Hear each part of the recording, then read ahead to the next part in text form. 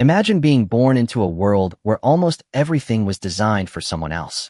Not your height, not your personality, not even your favorite food. Your dominant hand. You reach for a pair of scissors and immediately realize they were designed by your greatest enemy. You sit down at a school desk, and somehow your elbow has nowhere to go. You start writing, and within 5 seconds, your hand is dragging through the words you just wrote. And then you look down at your feet and realize those are left dominant too. Congratulations. Your entire body chose the unpopular side. And honestly, being left-handed and left-footed can sometimes feel like playing life on hard mode. Let's start with the obvious problem. Scissors. To a right-handed person, scissors are just scissors. You pick them up. You cut something. Done. For a left-handed person, it's an engineering challenge. You put your left hand into the handles. Try to cut. And suddenly the paper isn't cutting properly. You squeeze harder. Nothing. You squeeze even harder. Still nothing. Eventually, you're holding the scissors like you're trying to perform surgery. And the worst part? Someone nearby says, "Just use your right hand." Oh, wow. Why didn't I think of that? It's like telling someone who's right-handed. Then there's writing. This is where being left-handed gets genuinely annoying. Most people write from left to right, which sounds harmless, until your hand has to travel directly across the words you've just written. Right-handed people write, and their hand moves away from the sentence. Left-handed people, their hand follows behind it like a cleaning robot. Especially with ink. You write a beautiful sentence, look down, and suddenly your palm has become a giant black stamp. You didn't just write the answer. You physically erased it with your hand.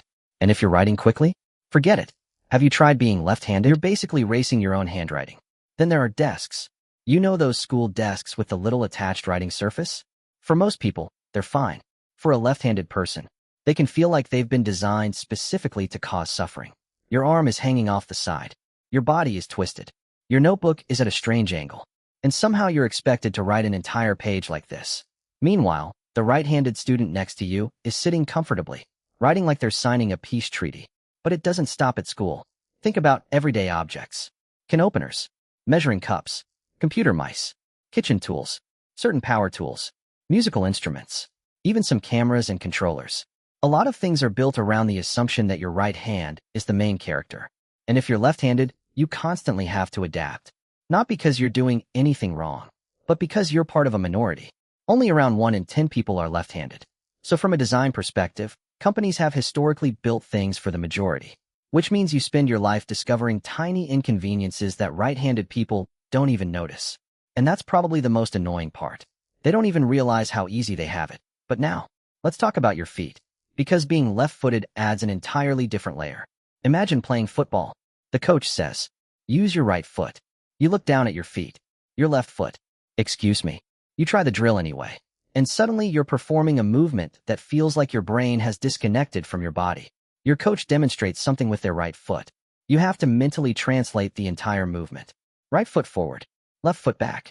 Rotate. Wait. No. Reverse everything. It's basically watching a tutorial. But the tutorial is mirrored. And here's another weird thing. Most players are right-footed. That means players naturally become more comfortable defending against right-footed opponents. They learn their movements. They understand the angles.